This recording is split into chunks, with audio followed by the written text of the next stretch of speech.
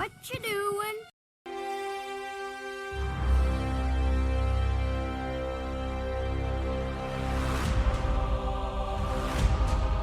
Hello there, and welcome to an all-new episode of Talking Smack, where we talk superheroes, movies, animation, comics, and much, much more. I am your host, Josh Scar, and joining me, as always, is my co-host, Alex. Alex, how are you doing today? I'm living in dread as 1 hour will be sucked off of my life, and I pray it is not more, as we are within the pit of despair, and anything can happen with that water wheel. Did you say sucked off? I do not understand that reference. Yes. Is that a Ghosts reference, or is that just... Are you waxing poetic? Are we talking about? It is the pit of despair. Are we talking about that Princess Bride. one ghost from? You said sucked off. We're talking about that one ghost from Ghostbusters. Oh. No, Okay, the albino, yes. or the six-fingered man in the Yeah. well Dan of despair. Aykroyd has that The pit of dream. despair. Dan Aykroyd has that dream when Yeah. they're in the montage. Yeah, and the belt. You've seen it. Mm-hmm. Yeah. I would like to see the original cut of that movie where that is a focal point that they actually show the entire scene, because I have questions. I've been on the internet. I've seen it. Turn the safe search off. It's fine. But as you heard, Matt is also joining us because it's a What You Doing, and we can't do What You Doing without Matt. Matt, how have you Happy been? Halloween. I'm doing all right. How about you guys? Not as good as Alex, Excited apparently. to be here. Doing all right. How is Halloween for your little one this year? Good. We found we discovered that the last couple of years have minimal trick or treating, just a little bit on our street here and there. We discovered that just one street up is the street with the full size candy bars. So Nice. At least they're close by. kicking myself for missing out the first couple of years, but also now we know and it's really close. Although there was one, we got a couple of the full size candy bars, but there was one that had a bowl that had a bunch of candy bars and also like pretzels and fruit snacks. And she's like digging around in there when they are giving it to her, and she comes back with 2 bags of fruit snacks. And I'm like, what are you doing? There's full size Kit Kats in there. What are you doing, kid? But it's all right. It's her choice. That's parenting, right? You got to let go and let God. They got to live with their mistakes sometimes. Yeah. Well, in the spirit of Halloween, we're going to talk about some things that we've been doing away from the podcast. Some spooky, maybe some not so spooky, but maybe they're spooky in other ways. We'll find out. But first and foremost, we're going to hear from one of the connoisseurs of spooky. That is Antonio over at the Cultworthy, and we'll be right back.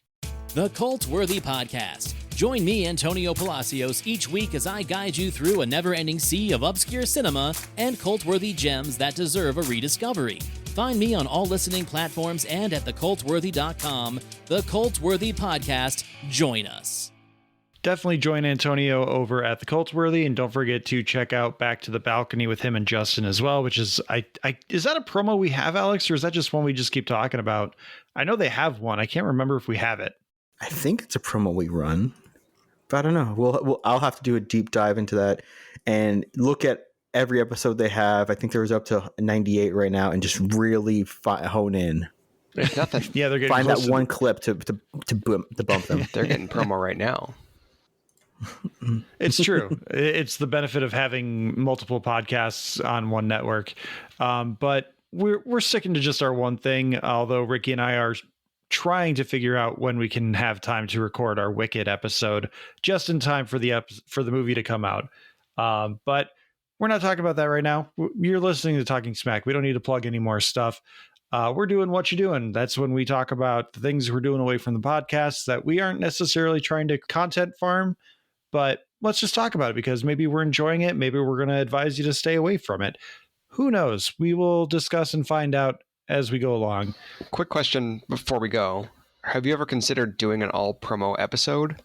That'd be great. I have considered it, but the money has not come in yet for that kind of episode. I see. Okay.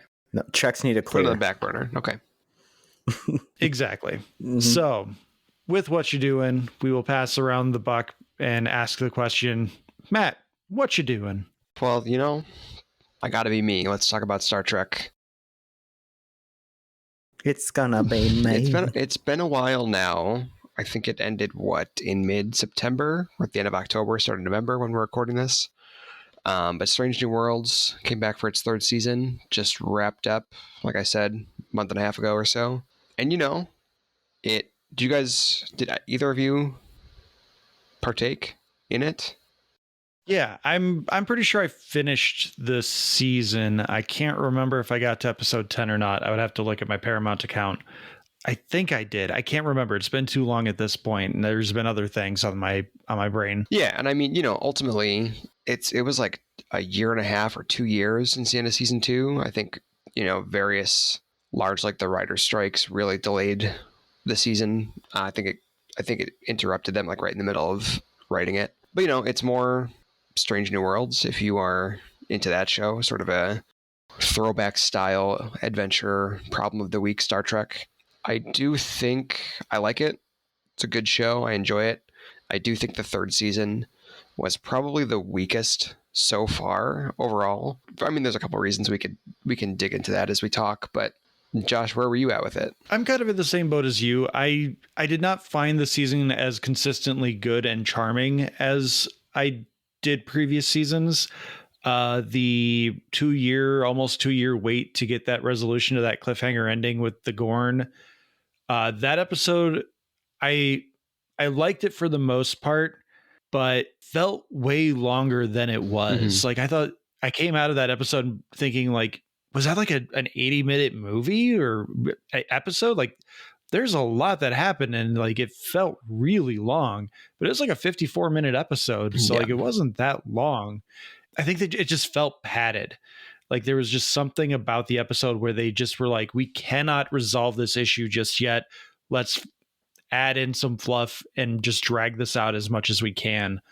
And I don't know, it didn't flow well for that episode for me. But the follow-up episode with Rhys Darby, I love that episode. That was a lot of fun. And it planted seeds, spoilers for Strange New World season 3. It planted some seeds for, I think, probably the best wild card couple that this show has come up with so far with La'an and Spock. Yeah. Like those two together make a lot of sense. And the on-screen chemistry is sexy. I'm just going to say it outright. Like that is phenomenal on-screen chemistry. Yeah, and it's interesting because I think you're absolutely right, but it is interesting just because on one hand, I think traditional Star Trek has always been bad, or at least like not very interested in like ongoing romantic relationships, just because I think partially in the 90s, you're like dealing with episodes that maybe aired out of order. They're coming. There's shows built for syndication. So yeah, you can't have on long-term ongoing storylines like that carry over some kind of continuity. Yeah, or even at the time, even besides that, you're also writing because you're assuming people are going to miss episodes, right? You don't know that everyone's going to watch every episode. But it's interesting that I think that is one of the weaknesses of this show specifically, where like they're clearly very interested in doing these kind of romantic pairings, right? They did Chapel and Spock, especially for Spock. Like they give him 2 relationships a season, it seems. But what happens is, and this happened with Chapel in season 2 as well, where they will do a bunch of build up to the relationship, and then because of the format of the show and some of the constraints of the show, notably that they have 10 episodes a season, and they're all like big concept episodes that don't really have B plots, that relationship almost immediately recedes to the background, right? Or like we're speed running stuff. In season 2, it was like we did a bunch of build up to get Nurse Chapel and Spock together, then they're almost immediately on the rocks, then they break up, right? And it's like 1 because we don't have the time where like in his 26 episode season or whatever, it's like, okay, that happens, and maybe 5 episodes later we're checking back in with them, right? And with this season with La'an and Spock, it's like they do slightly less build up, but they get them together, and then it just is, right? Like it's really not a relationship we get to spend much time with. Like they're together, but it's not always like, it's not a defining characteristic of the season in a lot of aspects. Yeah, it's weird. Like it's one of those things where I like that, and I think you're right that the chemistry is there, but it's like oh, now what? Okay, maybe we're doing a minor subplot in one episode, but it's like it's kind of an afterthought sometimes. It's just like just a weird quirk of this show. It literally comes up in the Kirk episode, Yeah, where he's like, "Hey, La'an can come along with this mission," and they're like, "Oh, she's on a date with Spock," and he's like, "Oh, right. never mind then," because obviously there's like tension built up from previous seasons. So that was something where in a regular pre-streaming platform Star Trek show, you probably would have had like a 2 or 3 episode arc where Spock and Kirk kind of like work this out, or La'an and Kirk have a little heart to heart where like, oh yeah, you kind of missed your window, or like at least the window is no longer open while I'm with Spock.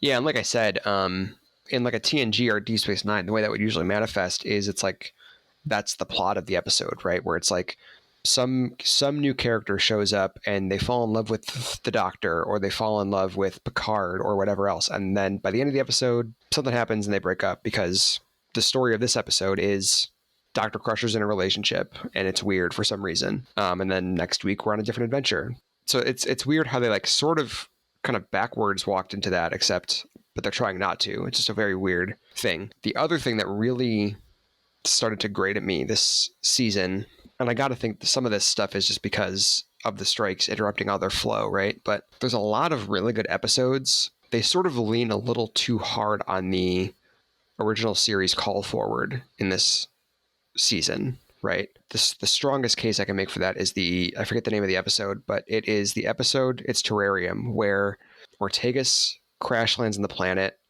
and she has to like survive with a Gorn. As someone who has no foreknowledge of original Trek and what comes after, I thought that was a really good episode. It's a great episode, and I really like it because it's an episode that is like kind of a classic, and also a classic Trek trope, where it's like the two characters who are enemies are stranded and they have to figure out how to communicate, they have to figure out how to relate to each other so they can both survive. And then the end of the episode, a magic man shows up and goes, by the way, someday we're going to do an episode like this in original series. And I'm like, everything was great until that point. And you said, by the way, it ends with some weird like celestial thing happening, like some stars are talking to each other, right? Yeah, because they're calling forward to the original series episode Arena, which is the single Gorn episode before this. Okay. Which is about Kirk and a Gorn are thrown into this combat thing as a test to see if they can like work out how not to kill each other, basically, or like figure out some way to like not be at war. So it's like the guy shows up and he's like, oh, by the way, this is a test run for the thing we're going to do later. And it is just like, what an unnecessary staple onto that, where it's just like, okay, do you get it? It's a callback, whatever. Okay. That makes that whole ending sequence make a little bit more sense. And like to a lesser extent, you have the episode with Kirk as like doing his first time in the captain's chair. And I think that's another really good episode. And it has that problem much less, but it is also like little moments where, you know, you have the thing where the music swells at the end when Pike is like, you're going to be a great captain someday or whatever. Just weird little moments like that, kind of great. And then I also think that the season finale was kind of a bad, like the first episode I thought was like bad, but that's very negative. But all that to say, I really dig the show overall and I'm glad it exists, but this season was just a little more uneven than the previous 2 seasons were. One question I had for you for this season was, what was your feeling, or what were your feelings on the Vulcan episode where half the commanding crew become Vulcan for a mission and then they choose not to turn back? Like, my biggest problem with that entire episode was that they seem to have done like a big foreshadow where La'an, as she's transforming, is like, oh, my emotions, they're so overwhelming. And then they all pop up and they're like, we are logical Vulcans who have suppressed our emotions, blah, blah, blah.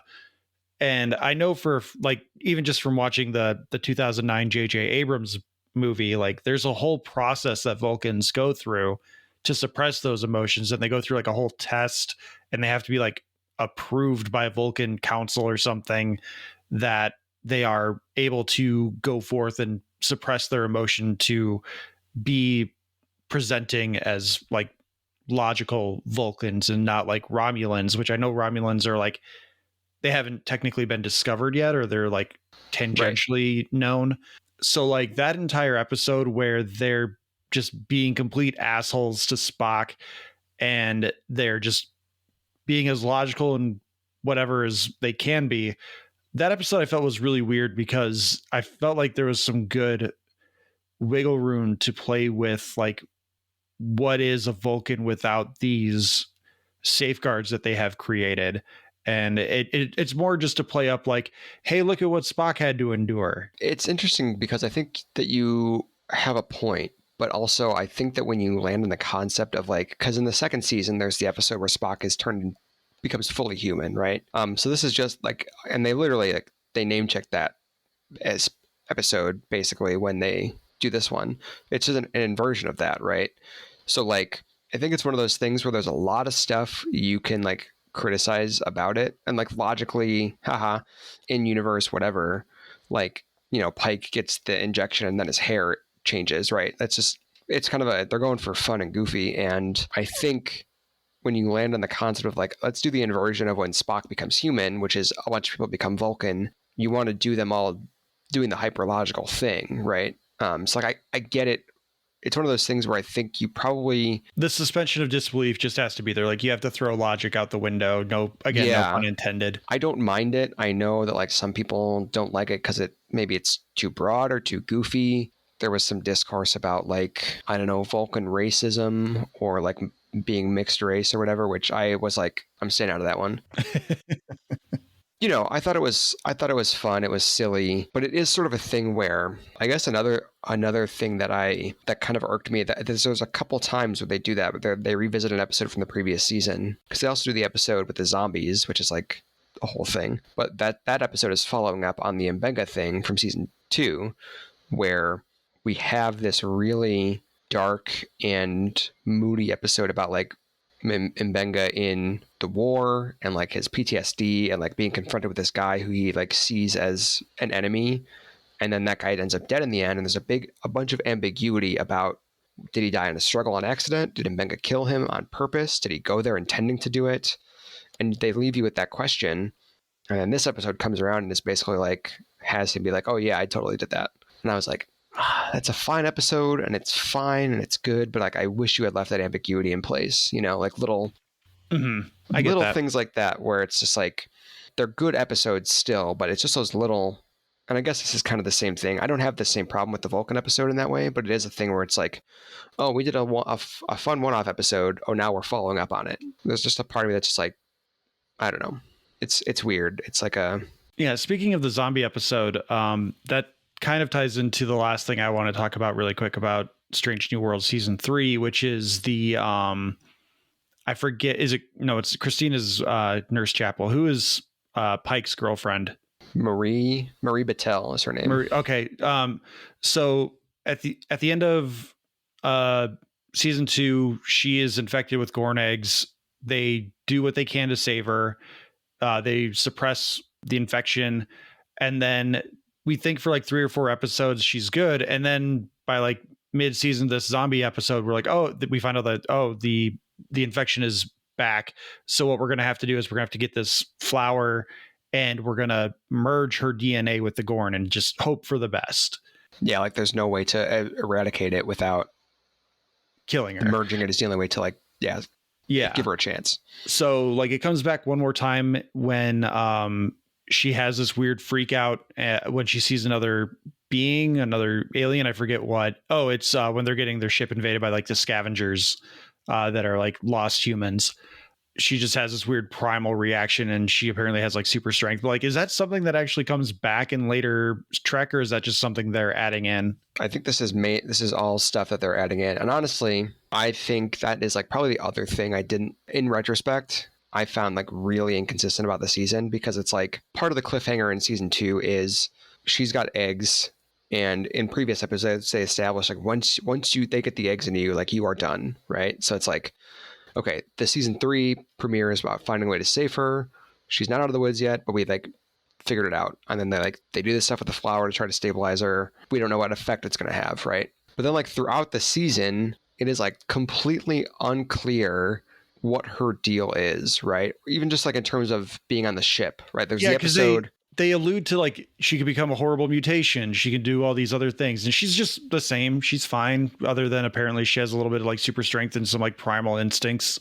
Well, yeah, and even like the episode you were just talking about, this the zombie episode where they go to find the flower, is an episode that like they're like, I can get any ship in the fleet that I want, and then when I'm ready to go back to work, a couple episodes later, she's like, I got to get my old job as a lawyer back, as a Starfleet lawyer back, because I'm not cleared to fly a ship.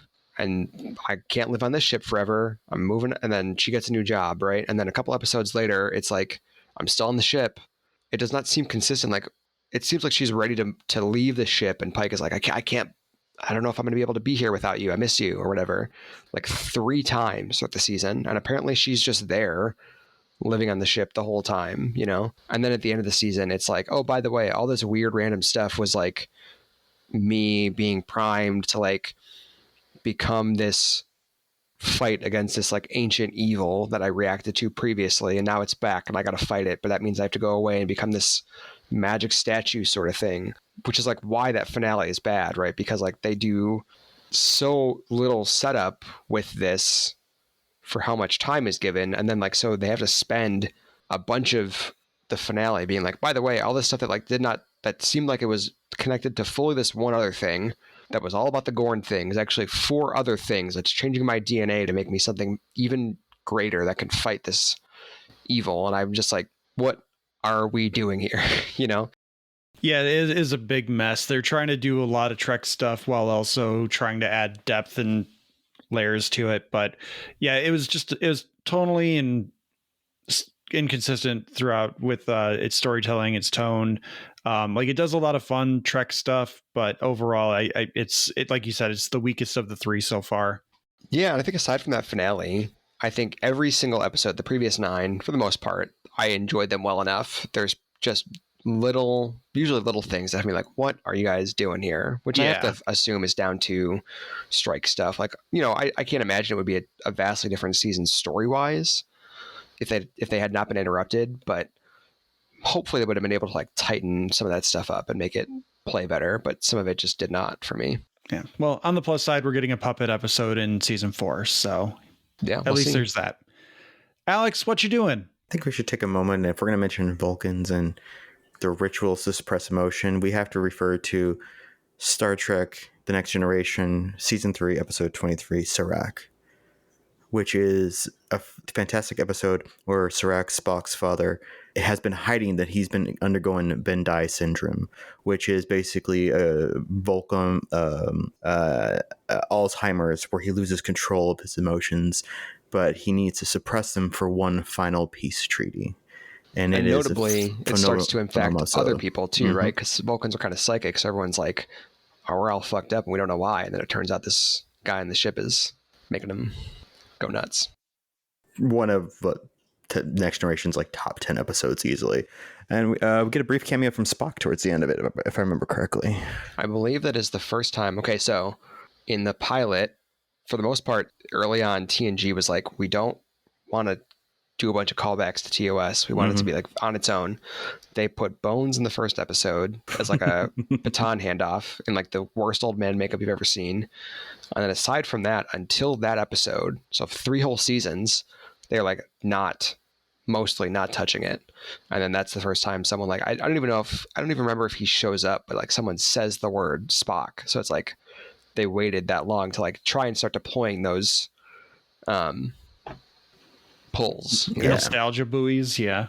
It's such a fantastic episode, though. It's one of those episodes that allows Patrick Stewart to go full Shakespearean training, and it's just on it, and it's just great. Yeah, and you get Mark Leonard back, who like was Sarek in the original series and played a bunch of other characters too, and it's just like, yeah, it's great. It's beautiful.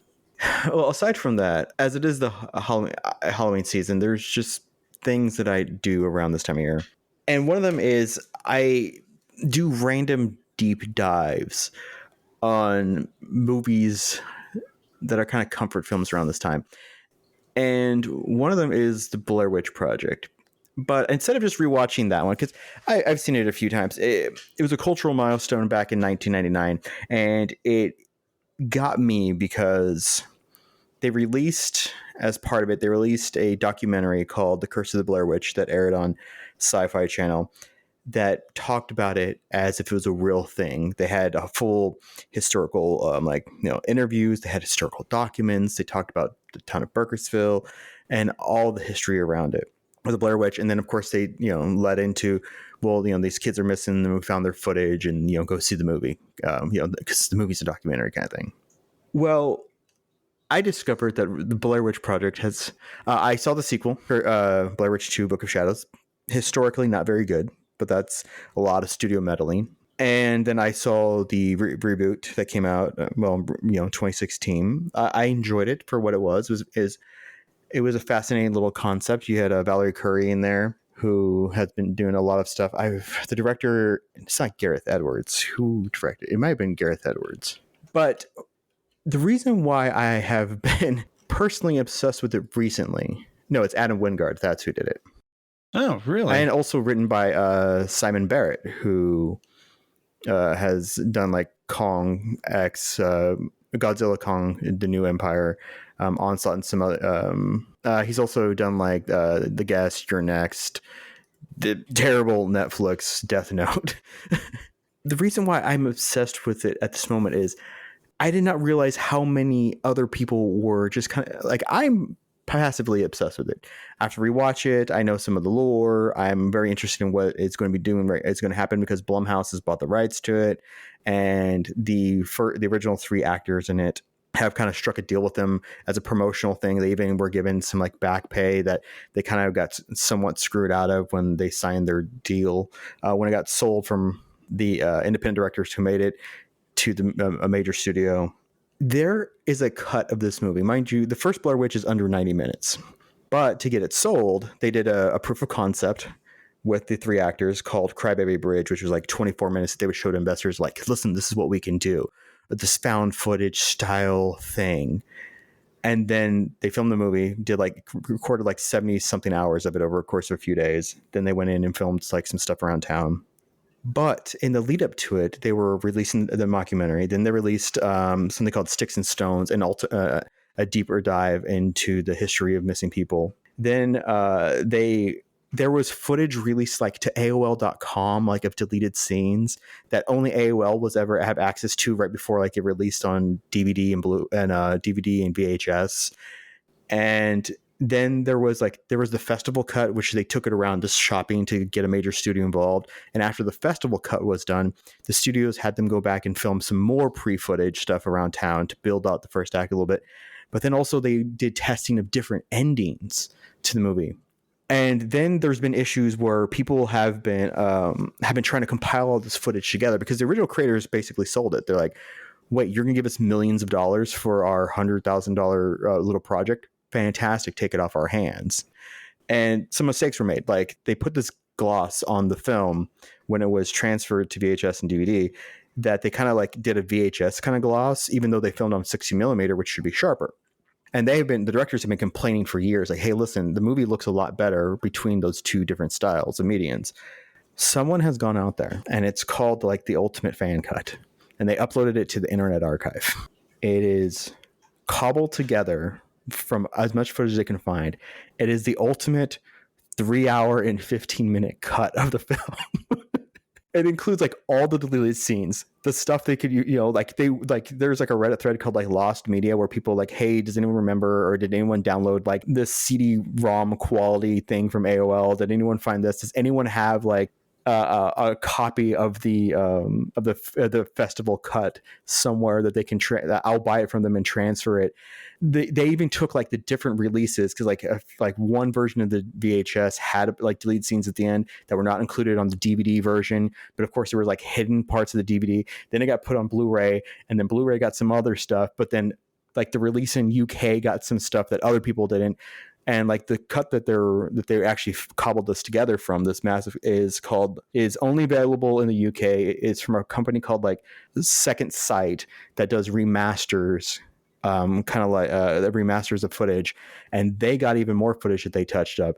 And so this person bought the Blu-ray, edited everything he could together, and it is a phenomenally horrible way to watch this film. That might be the best way to phrase that, because I can't imagine a worse viewing experience. Oh no, the person who did it has got to be like some kind of like TV or movie editor, because they put it together and it looks good. It sounds great. They touched up what portions they could to make as much of it look, as much of the media look continuous as possible. So you don't all of a sudden have like 4 pixels and then you have 4K pixels. But there's a reason why the cut we got was like 88 minutes. And it is a 3-act structure. When you stretch it out to 3 hours and 15 minutes, when you're including like a sequence that's called Craig Baby Bridge, is like 24 minutes, and it's about them going to a spot near Burkittsville where you hear the cries of some of the children that the witch like took, and it's them wandering a bridge at night with occasionally cars passing by for 25 minutes. It's not great. But I can get it. You shot this, you edited it together well, you say, hey, look, this is what we can do. And then it's like an extra like 35 minutes of them in the hotel room goofing off, bonding with each other before the actual like go on the hunt. And there's random extra scenes of like of additional people in the town that they're talking about the Blair Witch to. And then they cut in some of the other like police footage of them, of like looking for them at the end of it. Cause once they go missing, and then they do the, oh, hey, we found this, like we're looking in the woods. Cause they filmed some of that, like people going into the woods looking for them, and then finding like the Rustin Parr's cabin, and then the digging around where they found the footage in the ground. They include that like at the end as like kind of like an epilogue. If you really want everything Blair Witch, it's a great way to spend 3 hours, 50 minutes. But if you actually want to be scared, or it's not a great way of doing it. It's just more for like the 4 people who are like, I can't get enough of this. Inject more directly into my veins, please. I need a little bit more. But there is another edit that's out there that I think is more fascinating. Blair Witch 2 Book of Secrets. The studio wanted immediately, hey, listen, we got to get this out. But it was filmed like a traditional movie. The director of it, his original script and what he originally submitted, he is a documentarian primarily. And so he filmed it as kind of like a reactionary, a social contract, where this is what people are doing now. They're going out there. They're looking for the kids. They're like toying around with stuff, the hype around it. He filmed it more of a commentary. The studio then got so it's almost footage. like an alternate reality where the concept of the found footage of the Blair Witch 1999 was actual. So like, it's almost like a slight alternate universe where like, this is real footage. These people are now missing. Let's go document ourselves going out and trying to solve this thing. Oh yeah, exactly. So that's what they did. It's like they saw the movie in the theaters and now they're doing their pilgrimage. But when he turned it in, the studio went, this is too heady for us. And they chopped it back up to basically be like a slasher thriller twist thing. And he kind of like washed his hands of it, did his press tour, all that stuff. It was not well received, but he's talked about it a few times. And some people got the original script, and through his interviews about how he his original format of the movie, that he's talked about like how he structured it. And because they used a lot of his footage, but then they use this footage, but they put different scenes, different places. They put different reveals in different areas. And of course since it was on DVD, they released deleted scenes. They have cobbled together a fan edit that makes it more what he was doing based off of his script notes. And it actually is a pretty decent movie because it is that full commentary on the obsession of, oh, I saw something, let me make this my life's journey. And then it, instead of like the reveal towards the end, is very ambiguous as to what happened in that movie, but it makes it more that it's about the people's obsession drove them to reenact the Blair Witch and like kind of get rid of each other, than what the movie in the theaters released, which is more like the witch is real and they all suffer the same fate kind of thing. So yeah, that's my October has been like finding out, like just a casual, I wonder what other stuff about Blair Witch is out there. And it's like, oh my God, these people are absurd and they need more to do with their lives, but I'm going to watch this stuff because I have less to do with my life, and I will reward you for your mania here, sir. I was on the I Have Some Notes Discord channel earlier in the week, and I think it was Greg had posted something about like figuring out like a Halloween scary movie marathon by doing finding these 3 criteria for movies to watch. And like one of them was find a horror movie that deserves a sequel that never got one. And the first movie that came to mind for me was I think it was like a 2007 found footage kind of movie called Quarantine, which I always viewed as like the prequel to the Left 4 Dead games. Lo and behold, I find out that apparently there's like 2 or 3 sequels to that movie. Mm-hmm. I did not know that those were made. So Quarantine, I saw that in the theaters, and it scared the hell out of me.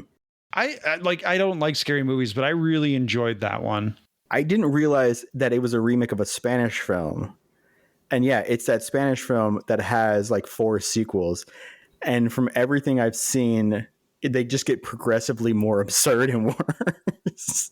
And I'm like, I'm good with the one almost shot for shot American remake. But what you been doing, Josh? So I'm going to liven things up a little bit. And Ricky and I have been watching... We haven't gotten to season 2 yet, but there's a Netflix show starring Kristen Bell and Adam Brody called Nobody Wants This. It's a romantic comedy that is about a late 30s, early 40s something podcaster who ends up dating a Jewish rabbi who is very handsome. It's just it's a really nice change of pace from what I've come to expect from Netflix original content.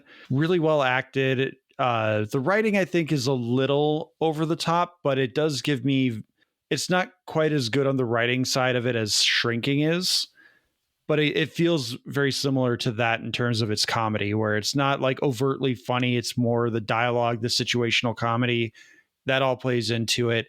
The one thing I really just like connected with early on is I think it's towards the end of the first episode when the 2 characters finally meet each other.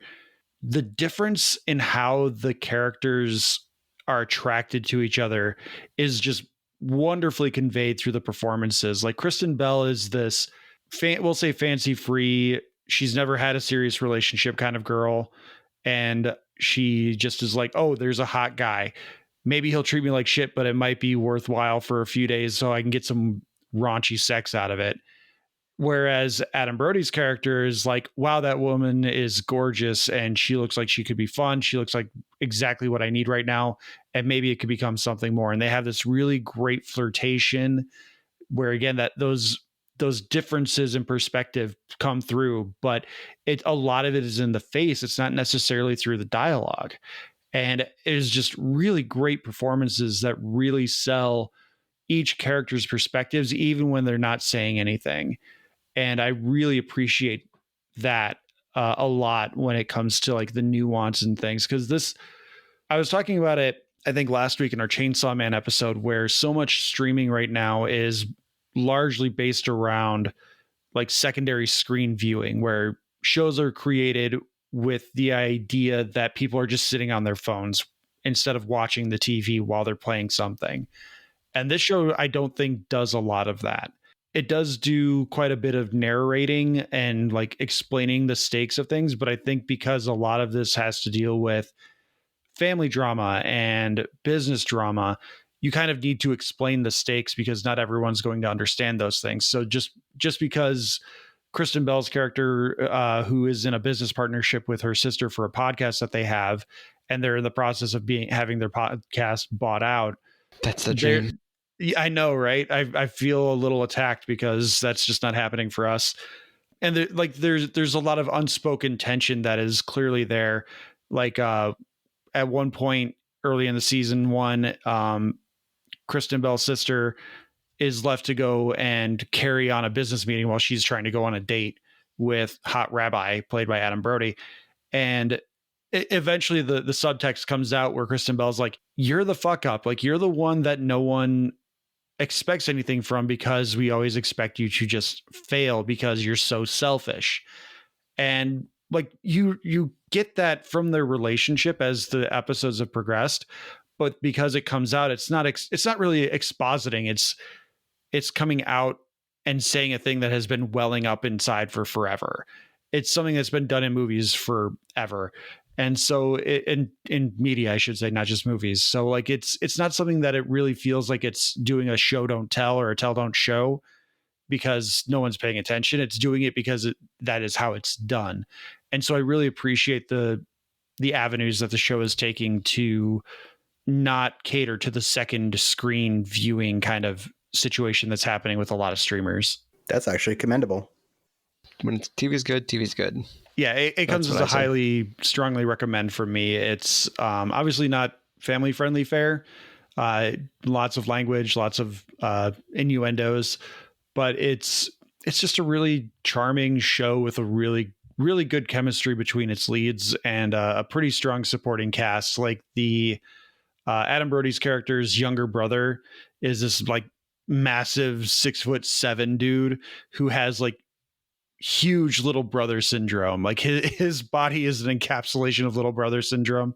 He walks into a room and he's immediately like, let's make this about me.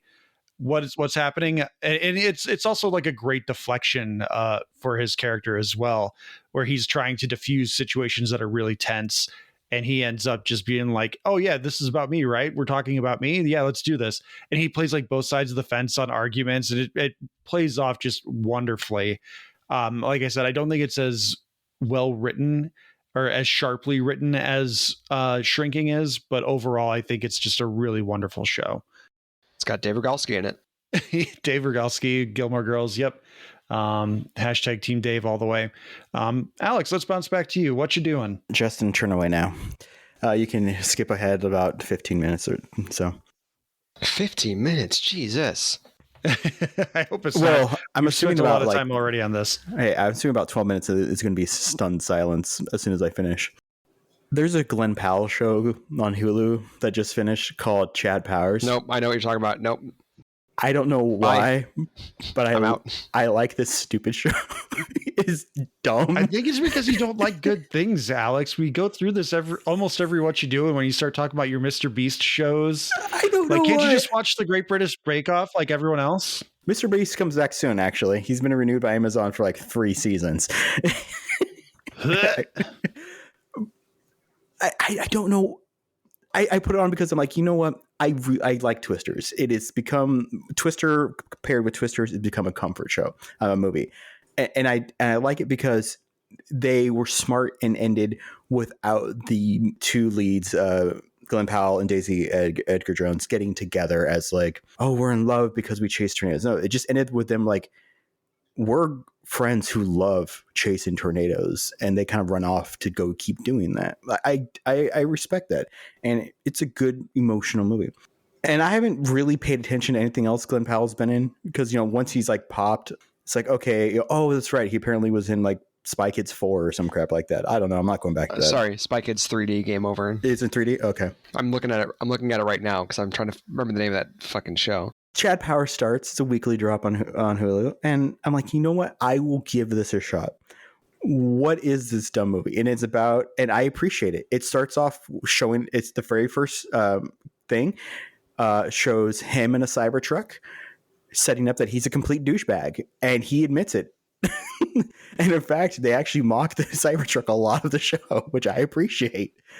But he's a jerk who threw away his college career because he did he's a quarterback who did the thing where he took off running to win the game, and he dropped the ball at the 1 yard line as he started celebrating, and then his life spiraled out from there because he like also of course like yelled at a young kid with cancer who was there to like support him, but he was so upset with himself he like punched his coach and knocked the coach into the kid, and has a terrible life like 9 years later. This was such filmed a show, such a timely show that it includes a cameo of him in a club on the first episode, and the Haktua girls there. This sounds just like a conflation of just like the worst shit ever, and like everyone's just acknowledging, hey, we're awful, but we are rich. Fuck you. So he wants to get back into like, you know, recapturing his life, and just as he's about to sign a deal with the XFL to try to like come back, the cancer kid finally dies as a teenager. And he's like, of course God keeps fisting me because I am his play toy. Well, his dad is is a Hollywood makeup artist, and The Cancer Kid or Chad Powers? Chad Powers' dad is a makeup artist who's like, you got to get your life together. I'm tired of supporting you. Get out of my house with your bullshit car and all this crap. Well, Chad decides, his name is Russell, and he decides, Glenn Powell's name is Russell, and he decides, I'm going to go back to college as someone else and earn a starting spot and start over. So he steals his dad's makeup kit, puts on prosthetics, and earns the starting spot on a college team as Chad Powers. Chad is a really sincere guy who he builds this backstory that he's just this guy from like backwoods, like nowhere, and I just like playing ball. That's all. The Lord, I'd never even finished school, but I'm here to try out and be on the team. The show is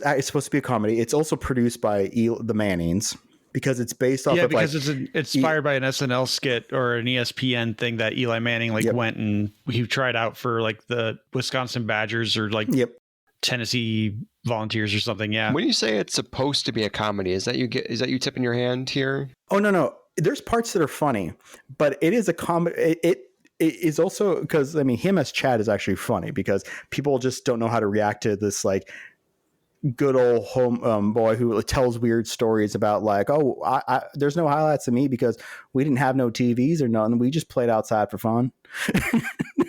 And people reacting to that. And there's some like, him getting in stupid situations because he's trying to hide himself. And then he has a friend who is a team mascot who notices who he is like almost immediately and starts helping him build this persona because he thinks if I help you, we'll elevate us both together because people keep beating me up because I'm the mascot in the mascot suit and don't care about me.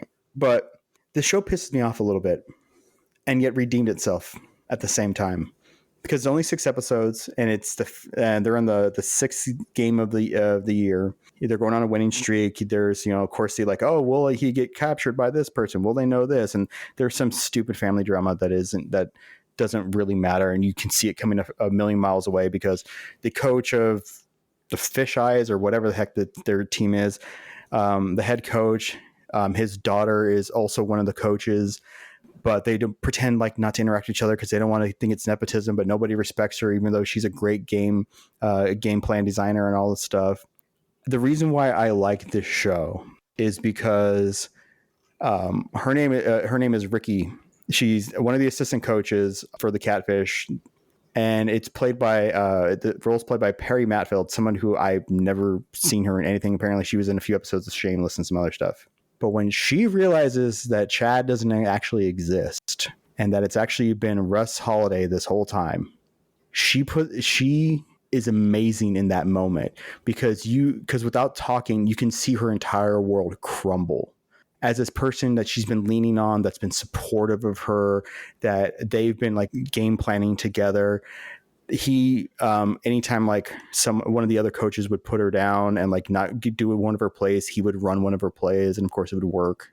And they've been kind of like bonding, like, could they be a romantic tension there? When she figures it out that this entire thing's been a lie and he's actually someone else, her confrontation of him is so good that my wife was just like, that is a woman who knows how to express heartbreak, because she's not heartbroken that she's been duped. She says it towards the end of like the end of her monologue. She says, I'm not mad that you're Russ. I'm mad my friend Chad is dead. And it is so good. And then it ends on this moment. The series ends up, well, they're hoping to get more seasons, but they're only partway through the football season. But it ends with her going, and now I have to expose you. And as she's walking off to do that, that's where you see that Russ, who has been becoming a better person as Chad, he's trying to actively be a better person. He's still a dick because he says, you won't. Because if you say that I'm Chad, that destroys the entire program, and that destroys your dad's reputation, because you have lied and been putting an ineligible player on your team and knowingly covering it up. Your football program will be sanctioned and destroyed, and that will also ruin your career, your dad's career, and everyone on the team right now. you're not going to do anything. You're going to let me play today. And then she looks at him, and you realize they both have guns at each other, basically, and neither of them can pull the trigger because he's right. She will destroy her career and her dad's career and that entire program's career. But she will also destroy him because he's a scumbag who cheated his way onto a team again. And that continues Russ Holiday being this pariah who doesn't deserve a place in football. And neither of them can do anything. And that's how the season ends, is them basically agreeing we're both going to keep this lie going because it's for the good of everyone else that we don't do this to each other. And so it's a comedy like The Bear. Heartbreak really does feel good in a place like that. But I mean, Glenn Powell's good at it. Like, you can actually see as he's doing it, you can see him like starting to fall apart because he is getting respect and admiration, and he's building bonds with people that would never actually talk to him because Russ Holiday has been a laughingstock pariah for like the last 9 years. But he's rebuilding his life, and he's learning to trust people and doing what he believes he was born to do. And he's actually rebuilding his relationship with his dad and stuff, and actually having a female relationship that isn't built upon using him or clout, because that's part of the thing, is that a lot of people briefly cling on to him for clout and then leave him and then dump him. And he does it very well. Like, I think she's the Perry Matfield who plays Ricky. It's phenomenal. Like, that scene should be Golden Globes, Emmys, whatever, to show how good she is. Because she could have played that 1,000 ways, and she played it just perfectly. And my wife was just like, damn. And I was like, wow, she's really like upset here. And I was expecting like this big explosion of like emotion, throwing crap or something. But no, she just did this cold simmer of pain. And Glenn Powell, I continue to kind of like him as an actor. Well, I'll tell you what. Chad Powers is a show like there is a class of show. I would say I want to put Chad Powers in this. Your Tulsa King, your Jeremy Renner is the Bad Mayor show that I see advertised, and I'm convinced that it's some kind of money laundering scheme that nobody's actually watching. And you have made the most impassioned case I can imagine for that show based on like my perception of that, based on like the couple of trailers I saw. Yeah. I'm not going to watch it, but you got me like halfway interested for a second there. So, I mean, good for you. Thank you. Yeah, I will say it was a lovely speech, Alex, but no, I definitely won't be watching either. I have no interest in the Manning brothers stroking each other off, and then also Glenn Powell doing whatever he does with his tiny eyes. You know, Tulsa King's on its 4th fucking season. Who's watching that show? I don't. Who's watching it? And you guys are so judgmental about things being like watched that you guys just don't care about. You're right. No, if it was good, I'd be watching it. I've been giving shit to Game Club Pod Alex because he's been really on a bender about the whole 6-7 thing, which I literally learned about from him ranting about it. I didn't know that was a thing about it at all. Don't tell me about it. I've been giving him crap because it's one of those blind spots where I'm just like, oh, whatever, just get over it. And then all of a sudden I like, oh, fuck Glenn Powell. No, people can't enjoy shit. Then yeah, you guys pull that card out on me. So that's all I'm going with that. If Chad Powers, Tulsa King, Bad Mayor were good shows that have a superhero in them, and they'd be on the CW. Or they'd be on HBO Max. Sure. Yeah, why not? I'm referring to the Penguin. Well, I'm talking about the hit TV show Arrow. If it was on the CW, you'd watch it. And who Hey, watches the that Arrowverse shit? lasted for what, 10 years, 15 years? Like 10 years, and less than 1 million people watched each episode. I was there. Matt, what you doing? I've been playing that new Pokemon game, Pokemon Legends ZA, which is the second game in the, I guess, series, the Legends offshoot. The first game was called Legends Arceus and came out in 2022. It is a branch of the Pokemon series that is a little more open world in terms of, it's open world in the mechanism by which it tweaks the battle mechanics. It tweaks the sort of capture mechanics. Pokemon's a game where you go out and catch monsters, build a team, battle them. And this game and Arceus both are games where, like, in a mainline Pokemon game, you do the random battles in a JRPG style. And if you want to catch a Pokemon, you got to weaken it, fight it, get it down in health, and then throw your Pokeball and catch it, put it on your team. In this one, you still do the battles. It's theoretically possible to catch Pokemon without battling them. There's like a stealth mechanic, so if they're weak enough, you can just toss the ball and go. The previous game was set in sort of an ancient, like a rural ancient Japan-esque. It was like 300 years in the past or something like that. Yeah, so it was like not very, didn't have a lot of cities. It had one central like social area, and the rest of them were like nature areas. This game is set fully within the bounds of a city, Lumio City, which is returning from Pokemon X and Y.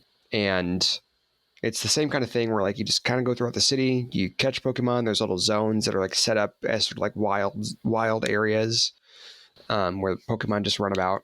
And the combat has been tweaked even from the previous Legends game, where it's more of a real-time combat thing now, where like you send out your Pokemon, you give them directions to which moves to use. They're all mapped to your face buttons on your controller, and they're all in a cooldown. So it's like you're kind of managing your zone in that way. And you, as the trainer, are moving around throughout in those battles, which is different than many of the other games. And yeah, is it good? I don't know. I don't have any perspective on this, but I will say that, like, the weekend it came out, I picked it up kind of on a whim, and we had guests in town that weekend, and I still managed to log like 6 hours in between various other tasks, because like once the gameplay loop started, once the like interminable tutorialization ended, I like really got stuck on the loop where it's just like, oh, there's a new zone open. I can go and just throw my little balls. I can do stuff around the city. So yeah, I don't know if it's good, but I am really vibing with it. And Josh, my understanding is like you have several people in your home playing this game, at least I one, have right? Three. My household has 3 copies of this game because my 2 oldest kids each have their own Switch Minis or whatever they're called, Switch Lights. And then Ricky, we got her a Switch 2, and she has her Switch 2 copy. So yeah, there are many people in my house playing it. I've seen the game played. I liked the like almost like real-time action RPG element of the game, where instead of, like you said, like, oh, you're finding it, you enter into your turn-based combat with the Pokemon, and then you try to catch it at a certain point.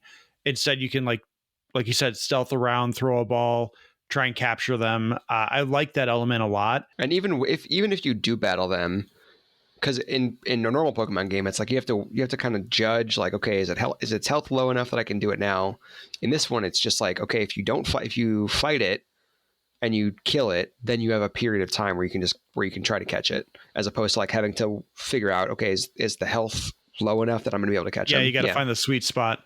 I think, I can't remember if this is part of Arceus, but the Pokemon attacking the trainer, the character, the player, as well as the Pokemon. I don't know if that's a new element added into ZA, but that one I think is a little weird, where if you're in like a wild zone, I kind of understand it, because the Pokemon's just like, that's the guy trying to get me, I should take him out. But if you're in like a trainer battle, I don't understand that, where they can also knock out the trainer. I feel like that's a weird caveat added into either the Legends series or at least this version of the game.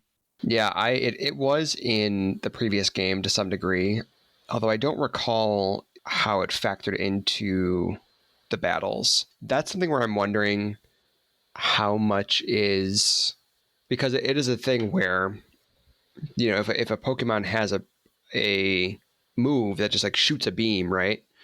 Even if it's not aiming at you, if you're behind, like if you're in the way of the beam, you're going to get hit. And that applies to Pokemon. So it's like if there's a group thing, a group ganging up on you, you might hit several of them.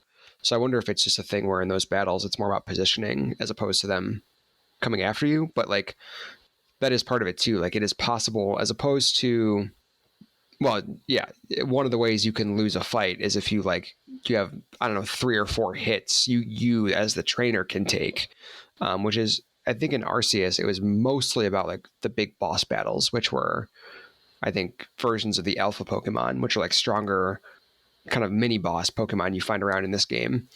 But I don't, or if you just didn't have a Pokemon out, like, and you pissed one off, they'd come for you.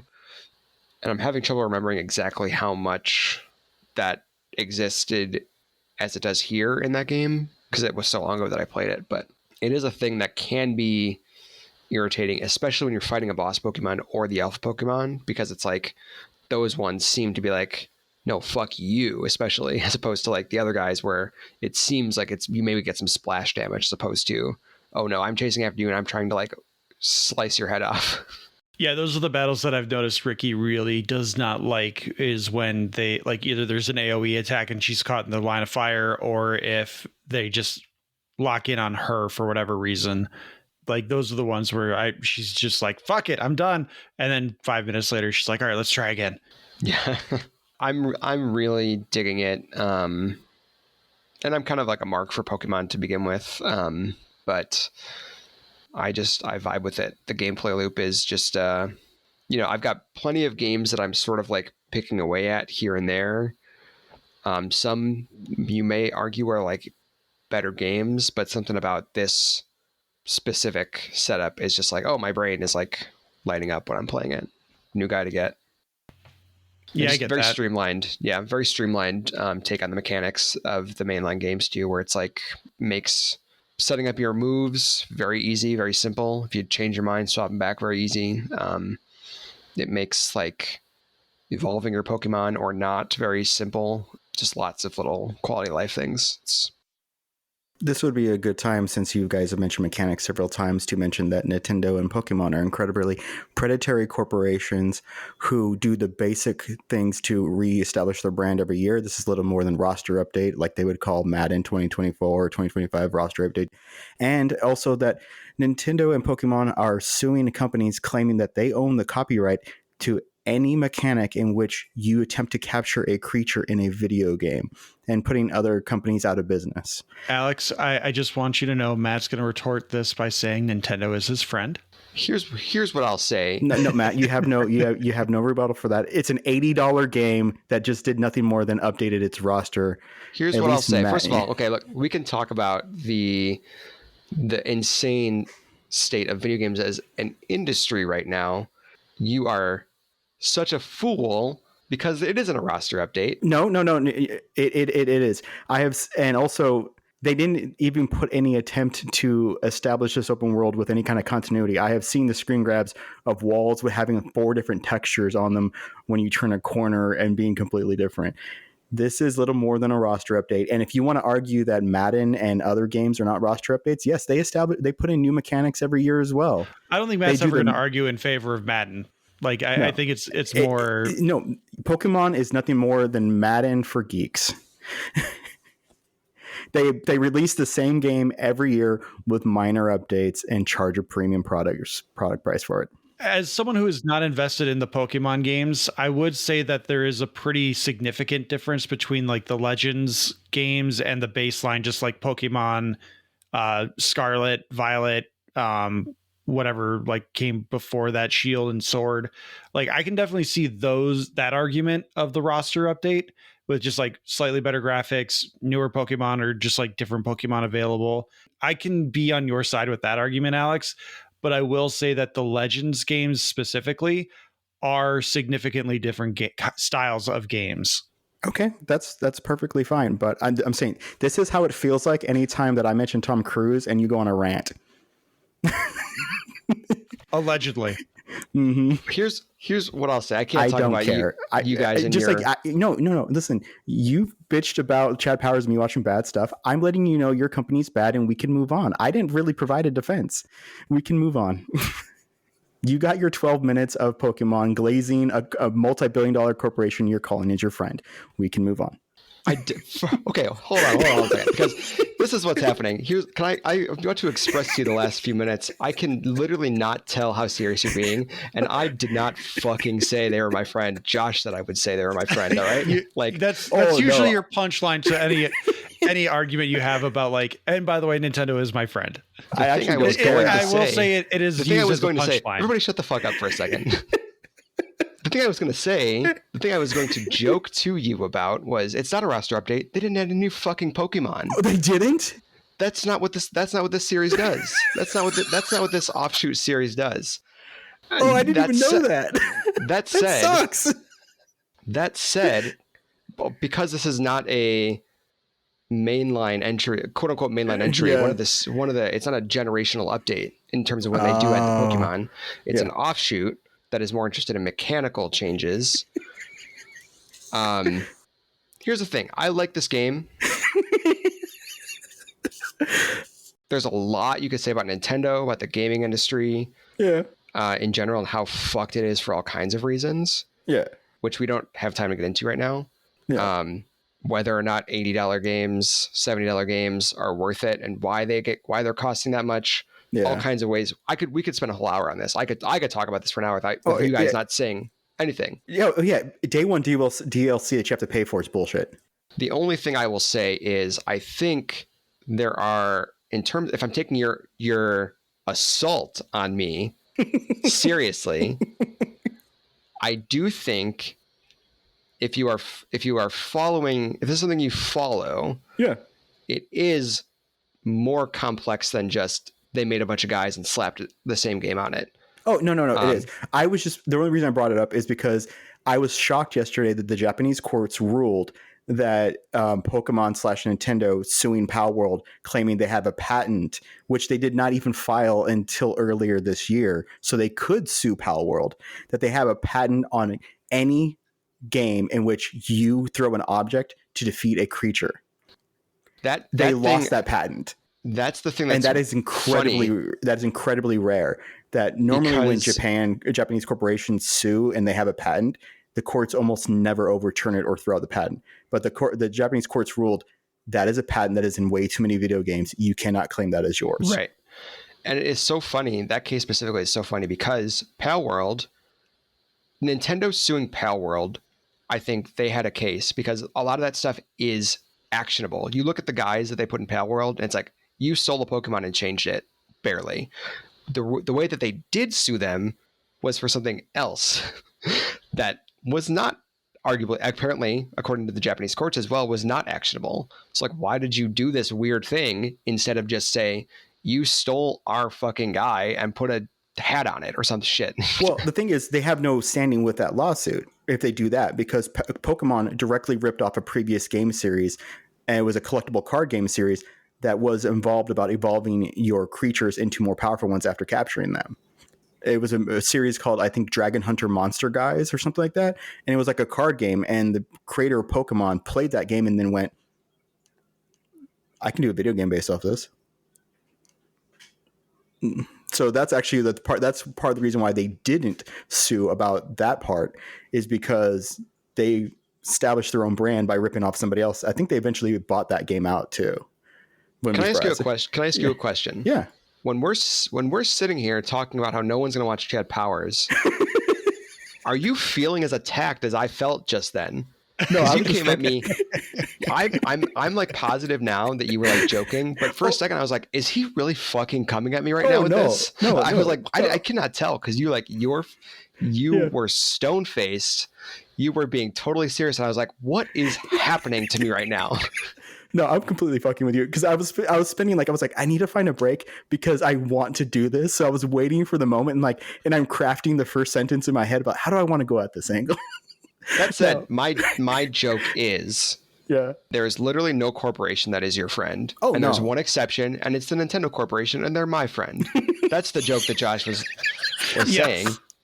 No, I don't. The thing is, I don't actually care, because what is the phrase? Don't yuck my yum or whatever. I stopped watching Pokemon a long time ago, but I can't deny people who love it. Like, and like my little brother, I don't like playing necessarily Dead by Daylight. I think it's a very predatory monetization by going after horror icons just to rip people off, to spend $40 to play as a little more than a skin of Ghostface or Nightmare on Elm Street or Chucky. Yeah.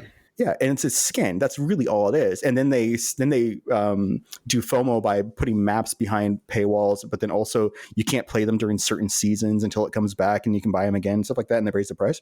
I play with him because I want to bond with him, and if I'm going to, this is a game he wants to play. Okay, cool. I'm not going to spend money on it, but hey, it's a good time just to bitch around and run around and turn on generators, and to try to escape. Suffice it to say, I was just like, wait, he's like, I'm never going to watch this. How dare you watch it? I was like, did he know about the Pokemon lawsuit? Did he know about the ruling yesterday? you threw me for a loop there. I was like, no, I don't care. I'm pretty sure he's fucking with me. But he's really selling it to me right now. No, I was like, oh, that's cool. Like, I'm actually glad people are joining it, because the thing that I've been seeing online is people bitching about how glitchy the game is. I feel like for being an $80 game, like how glitchy it is. And I'm like, that sucks. Yeah, I've admittedly not, and I don't know how much that is the Switch 1 version, because it's on Switch 1 and Switch 2. I'm playing on Switch 2. I thought maybe it's Switch 2 exclusive. Oh, okay.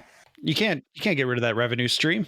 It runs pretty well for me, but I can't say it's also, it's not even compared to, like, if you stack it up against other Switch 2 games like Donkey Kong, like Mario Kart, it's not the one that's going to put its best foot forward, Oh, earlier today, you just reminded me. Sorry, my friend. I went to my friend's house and we played Mario Party together, and they had it on the Switch too, and we played it. The little Joy-Cons being split up among like 4 people to play Mario Party, that is actually really fun. Yeah. Oh yeah. Yeah, that's great. One of the big selling points of the original Switch. Yeah. Yeah, it was. I haven't really played with them because I cannot invest in multiple platforms. I have a desktop and I have whatever PlayStation is laying around the house. But like they gave me a little controller. I'm like, I don't know what to do. Why is my controller this way and yours is that way? And it's like, oh, okay, you have the left side of the Joy-Con. I have the right side, but they still all do the. You can still flick the. Throw your hand up to make the dice spin and all that stuff. And we were playing it, and I was getting my ass kicked, and we were sneaking around stealing stars from each other. I'm like, this is a great time. The graphics are nice. Suffice it to say, the video game industry is completely fucked for all kinds of reasons. So all your points, even though I was like, literally like, I was the Mr. Crab meme where I'm just like, everything you're saying is like, has some basis in, there's something there, I do have a question for y'all. So you've played Mario Party, right? Mm-hmm. Mm-hmm. Why, if you're playing Yoshi, every time they go to like a title screen or like a little victory screen, does Yoshi turn around and shake his butt? That's his animation. He just wants to show you what he's got. Because like everyone's like jumping or like doing like little like jazz hands or something, but Yoshi like turns around and wiggles his butt at the camera. he's just trying to show you. He's just, hey, look what I got going on. Yeah, he's saying ride me. All right, Jesus Christ, Josh, get me out of this. He's a mount. I was gonna say him. It's just coincidence that you said that before I said this, because I was already like, I'm exhausted. Matt, no, I would never actually attack you on camera. I was like, do you feel like we're attacking you when we're doing this and you're really trying to get your revenge? I couldn't tell. No. I'm exhausted. Like, Josh, what are you doing? So this is one that at least Alex and I are doing together. We didn't watch it together. I watched it on my flight to and from Disney World. I tried to watch it with him. He wouldn't let me sit next to him on the plane. Yeah, you had to be in your Creighton underneath, man. I was like, did you guys go to Disney World together without me? No, you would have gotten. I don't know what to believe anymore when you guys speak. Well, you can believe that I watched Alien Earth on my tablet as intended. No, your Alien second Earth, screen. Yeah, second screen. But I was on a plane, so like there's literally nothing else going on. He had Alien Earth on the tablet, and he had the Netflix show on his TV. I was actually watching the flight progress because I wanted to make sure I was actually getting a few episodes in before the flight. And plus, I'm always just curious, like, what am I flying over right now?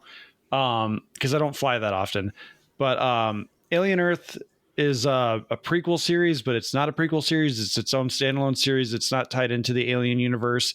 It might be tied into the Alien versus Predator universe, but we don't know. Probably won't get a season 2 based on the things I'm seeing. First 4 or 5 episodes, pretty good, pretty solid, very interesting. Final 3 or 4 episodes, complete shit. The first 4 episodes deals with the world and like the establishments that control it. So like the idea is there's a newly minted 5th company in this world. There are 4 that run the world. Now there's a 5th one, and it's run by a boy genius. I forget his name. It's like Kid Cowboy or something like that. Boy Cavalier. Boy Cavalier, sure. Something stupid. He's basically Mark Zuckerberg. CEO of Prodigy. Yeah, because he's that nuanced.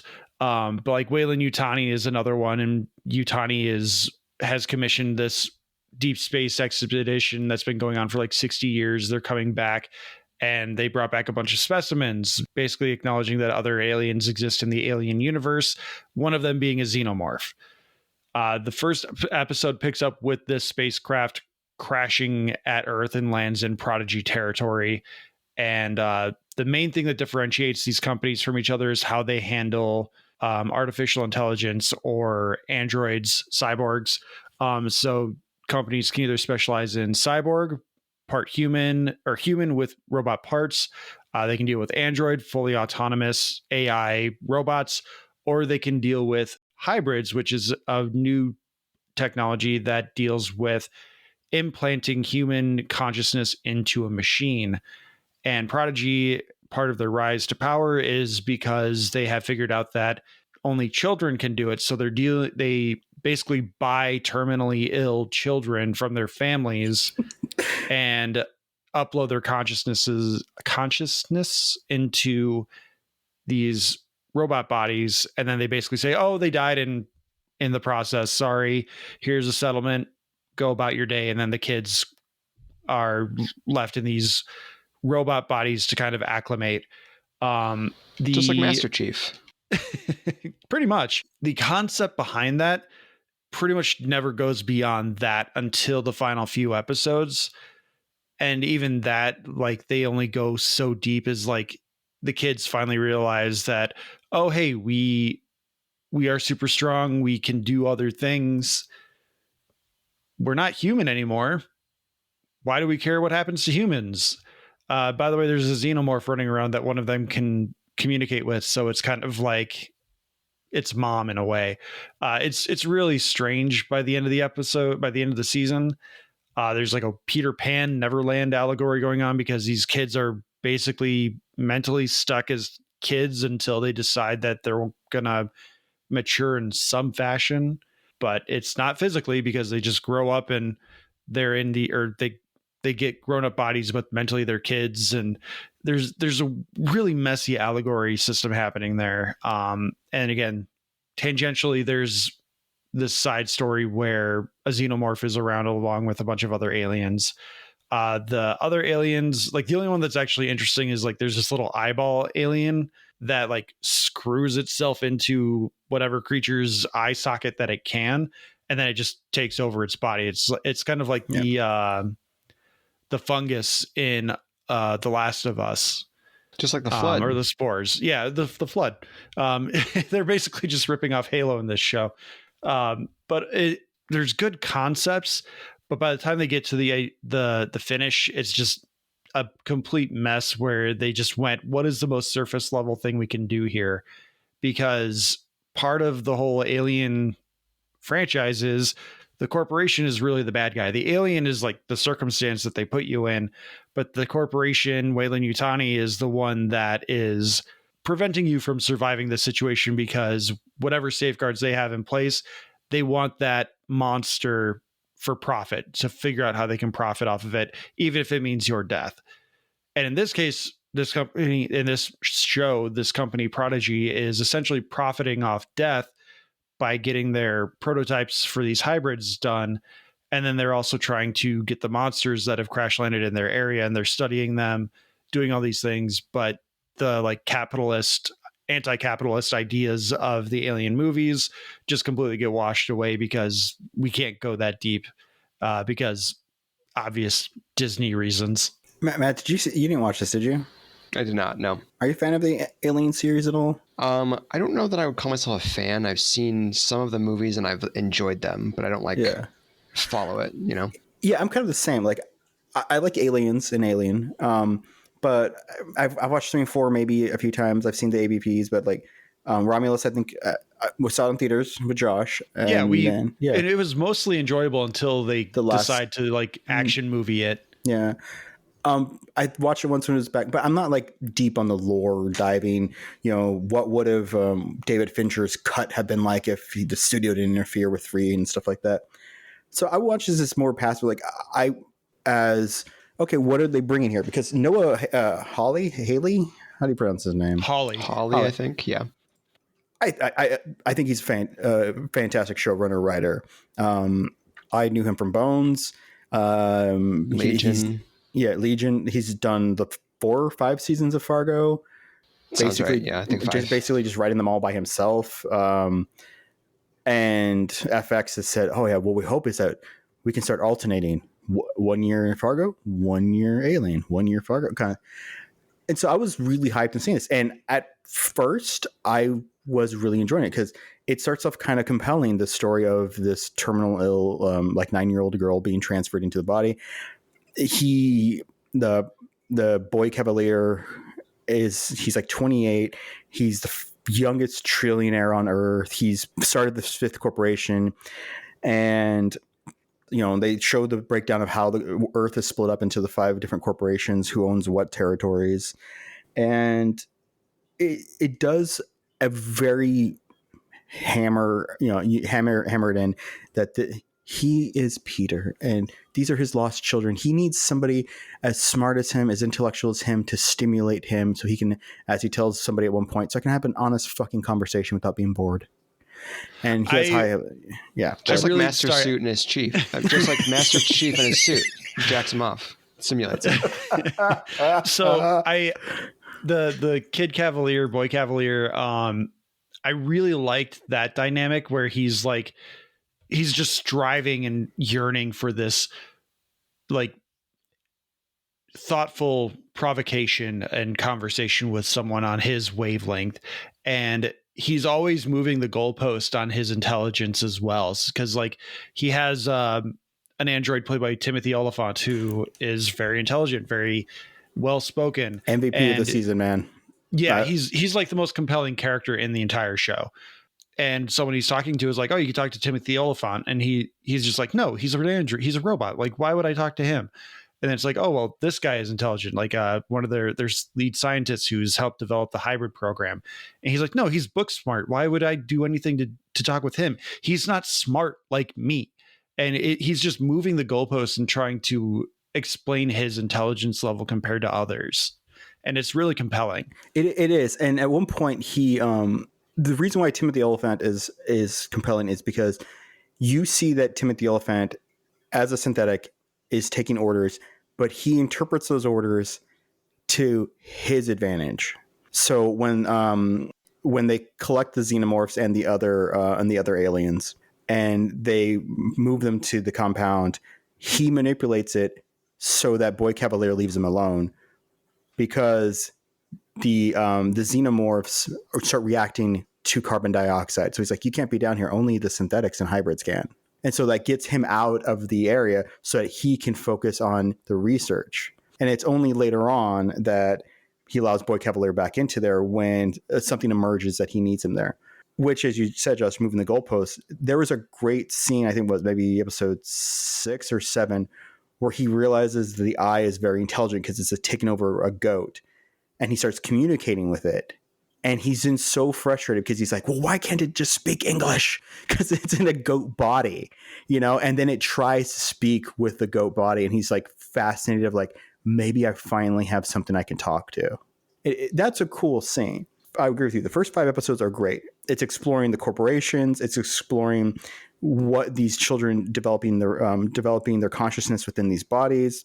It's exploring the aliens, because they actually introduce different ones, not just the xenomorph, but they introduce like the eye. And then there's like this weird caterpillar one that moves through water and some other gross stuff. And then it gets to episode 5, which is how that ship crash landed, which is basically recreation of Alien. But you're seeing like an hour compression of like how they got loose, why they got loose, how, and the manipulations going on behind the scenes. And that was a really cool episode because it is like kind of like it's going to be fate. If you screw with the xenomorph is always eventually going to escape. The 3 episodes start with idiot devices, and I hate that. So one of them is that one of the kids who's in the adult body, Nibs, I think. They're all named after Lost Boys. It's not entirely important. I think one is it the dead one. He renamed himself Isaac, if I remember. Yeah. No, it's the slightly the one who no, not slightly. Slightly is the one who talks to Monroe all the time. Maybe. Anyways, she goes through this horrific thing, starts thinking that she's pregnant and been invested with this creature, and they put her under and reboot her memory to erase the last like 5 days. Literally, the very next scene is Wendy walks up to her and starts talking to her about the last 5 days and undoes it. Why would they not go to the other kids and be like, hey guys, listen, she wasn't doing well. We've had to suppress some stuff. Please don't bring anything up. No, it's literally, we have to do this. And it's we don't know how she's going to react once we get her out of this and wipe her memory. I mean, and he's like, listen, she's a machine. Just wipe her. She's not a person yet. She's a machine. And then they completely undo it. And it's like, why are you doing idiot plots now? The last episode just drove me bonkers because, as Josh said, instead of trying some kind of allegory, a statement about the world, it just kind of does a kids rule thing where the synthetics defeat everybody, capture them, and literally the xenomorph is the pet of Wendy because something about her frequency hearing allows her to decipher its language, and she can coo to it. And when she coos, she gives it orders, and now it's her attack dog. I don't think I like the idea of a xenomorph literally being able to be chirped at and as a pet. Essentially, it's just a really well-trained military dog at that point. They undo a lot of the mystique of the xenomorph with that. I also wanted to say, you triggered something for me. I got extraordinarily bored in the last 4 episodes. Yeah. Because there's so much padding and just lingering shots of things because they don't have enough to pad out like 1 hour episodes to get through this. They could have probably done an 7 episode season where you do the first 4 or 5 episodes as they are, and then you have like a 2 episode finale and you just get rid of all those long lingering shots where they're just trying to build tension. I just got so bored. And I started fast forwarding, waiting for shit to happen because there's 30, 40, 50-second sequences where it's literally just someone walking slowly or staring at something, waiting for something to happen. And they're just going beyond that threshold of how long will people wait to have something happen. And I just got bored and I was like, I need to get through this show and I'm not willing to wait this like 10 sequences of like 50 seconds to do this. It's only 8 episodes, but those last 3 after that one are really painful. Like I think that they do some amazing iconic moments, iconography, whatever that word is, with the xenomorph. Iconography, thank you. With the xenomorph, like they show, I mean, they kind of recreate the thing where like as the xenomorph attacks somebody and then they captured it so that it could grow. No, wait, they grow it from a lung. Yeah. That was really cool. Like that was one of the last really good things. So like one thing we should mention is like the first 3 episodes amazing are like their rescue episodes. Wendy, the first hybrid, she's able to like manipulate the operating system for Prodigy and she's able to keep tabs on her brother. And she finds out that he's in the ship that crash landed in their territory. And she's like, I got to go rescue him. So she like convinces everyone that the hybrids are ready to go do this mission. And they go through this whole 3 episode arc of rescuing as many people as they can, trying to find the brother. And that's where the one girl like has all this trauma where she thinks she's impregnated by something, or she's a miraculous pregnancy. all these other things. So like those first 3 episodes are really great, and it ends with Wendy's brother getting his plot armor is pretty great because the xenomorph has been killing indiscriminately up until this point, and then randomly it decides, I'm just going to pierce this guy's lung, lift him up, and get captured instead of like just killing him outright. I'm going to play with him for a bit. So like that's one thing where I was like, you're playing with my disbelief here, because why is it just all of a sudden being like, I'm going to play with you? But because he has that punctured lung, Prodigy gives him a replacement with a synthetic lung, and they keep his, repair it, and then they like dissect a face hugger and get the xenomorph embryo out of the face hugger and implant it into the lung, and they grow their own test tube xenomorph, which is really pretty cool. Awesome. And some of those, the way they show it is just great, because like they show that it likes to nest and like dangle from ceilings, and you get this great one where they're panning all the creatures that they have secured from the Weyland-Yutani ship, and it passes by that one, and you think like the original, like Alien and Aliens, that it's just a piece of piping, and then it lowers itself down, and you actually can see more of the growth stage from it being small to like teenage size to adult size. You do get some amazing moments where you can see it like in really good light. This is a puppet that they've been working on with, a man in a puppet suit kind of thing. As it interacts with Wendy, as she learns to like talk with and stuff. That stuff I think is really cool. It's just those last few episodes where the kids start acting dumber and the humans start acting dumber and falling into obvious traps. And then the weird ending with like Yutani deciding they're going to assault Prodigy's Lost Boy Island to get their equipment back. And what do they do is like, they just like, after sending dozens of troopers who have been killed over the last few episodes, they send more. Are you playing us off, Matt? I think his laptop fan has kicked in. Oh, possibly. Yeah. I was like, he's playing us off. I get it. Okay. Sorry. Watch the first 5 episodes. This is good. I'm still like, my soul and my body his feelings are still hurt. Are somewhat separated. I wouldn't call it. Yeah, we don't have to relitigate it. My feelings weren't hurt. I was more shell shocked. I was like, I'm sorry, Matt. I was playing with you. I would say Alien Earth is a pass, though. Like those first 5 episodes, I think are really good. But it does suffer from, we need to leave wiggle room for a second season. Itis, whatever you want to call it, sequelitis, I guess, to throw a phrase out there, where they have to leave room open for potential seasons down the road instead of just telling a complete story here. Again, I think because it's set in like an alternate alien timeline, they have plenty of wiggle room anyway.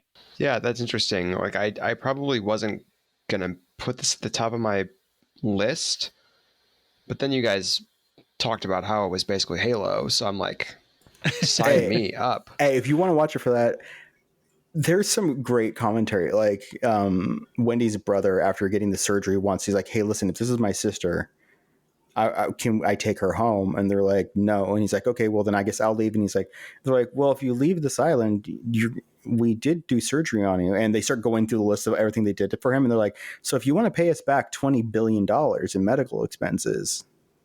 And it's like, oh, you capitalist, horrible system. How dare you? So I think we'll call it there. We've got some other things we can hold on to for future What You Doings. I think we have one coming up either at the end of December or January already anyway. But other than that, let's get out of here. Alex, do you want to pitch the Discord, or do you want to let Matt do that one? Matt, pitch our Discord. Well, if you like what we've done here and you want to experience it in text form, in chat room form, not quite like this one. It doesn't usually take some of the turns this one took. Join us on Discord. I'm there, Alex is there, Josh is there. If you say anything in that Discord, odds are I will be looking at it when you send it. So if that is for some reason a plus, come on in. We'd love to have you. The link is in our episode description. You yes, can go ahead. I always forget that. You pitch me. You let me pitch every time, and I always forget that part. So why do you let me do it? It's fine. I have it in my script anyway, so it's not a big deal. You can join the Discord by clicking the link in the episode description. You can follow us on all the social media platforms: Blue Sky, Instagram, Threads, Facebook, YouTube. We are at Talking Smack Pod. You can email us at tsmackpod@gmail.com. Thank you to Leo Allen for our musical themes, Beppo for our original avatars, Retro Ale Studios for our Ricky avatar. If you're watching on YouTube, don't forget to hit that like button, hit that subscribe button. Please like, subscribe, rate, and review on your podcatcher of choice. Matt, Alex, thank you so much for being here. Thanks for making the time to work. I know this was not the easiest schedule to make, but you both have made sacrifices to be here, and I appreciate it. Dear listener, thank you for being here and listening and taking the time to listen to us rant. Matt, there are things that people should be watching. What is that thing that people should be watching that is paramount amongst other things? Don't listen to him, Mario. He didn't mean it. He doesn't know what he's talking about. Sorry, Josh, did you say something to me? What should people be watching? Oh, watch Star Trek or whatever. Okay, I love you. Bye-bye. Pikachu, listen, okay? Just don't worry about it. Don't tell Miyamoto about this, okay? Do not tell Mr. Miyamoto about this.